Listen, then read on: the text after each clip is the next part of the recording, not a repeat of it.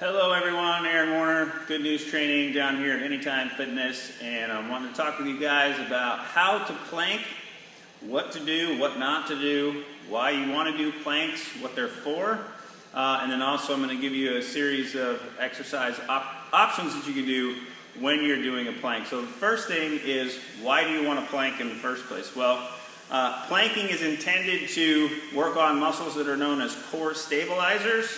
Your body has roughly 27 core muscles. Some of them are for stabilization, some of them are for movement. And basically, your core, when it's stable, looks like perfect posture.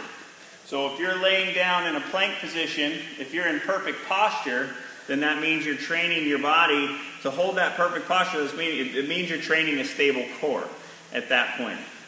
Core movement exercises are different. You can add some movement to the plank.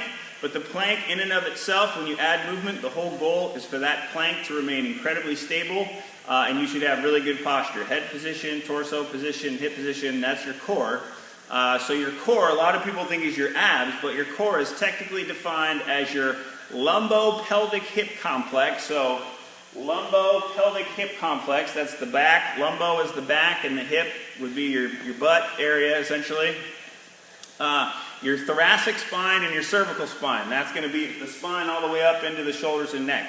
So your core is essentially it's your hips and your spine. A lot of people think it's your abs, but there's only 3 or 4 abdominal muscles, depending upon how you look at it, that are a part of the core. There's 20 some odd other muscles. So you want to be training your hips and your spine for core stability, not just your abs. And so the plank is a great way to do that.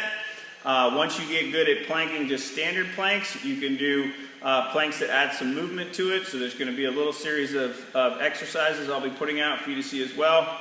And then what not to do when you're planking. So when you're planking, if you look like Miley Cyrus at the Grammys a few years ago with your butt way up in the air, that is not a plank. That's not even a good dance move.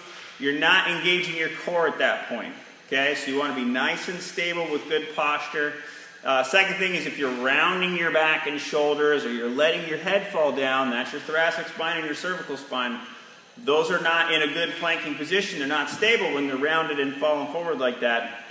So you want to avoid that as well. Once you're really good at holding a stationary plank, then you can start adding some movement to it. There's different options. You can also add some resistance to it. But planking's great. When you're doing a push-up, you're technically, if you're doing it right, you're holding a plank. But for those of you who want to get better at push-ups, start with some planks. Ladies, I know a lot of you want to be able to do push-ups. If you get good at planks, once your body is really stable, then it's going to be easier to start doing those push-ups. So that's pretty much it for planking. If you have any questions, you can reach out to me on Facebook, or you can email me at goodnewstraining@yahoo.com. And again, thanks for taking the time to watch this video.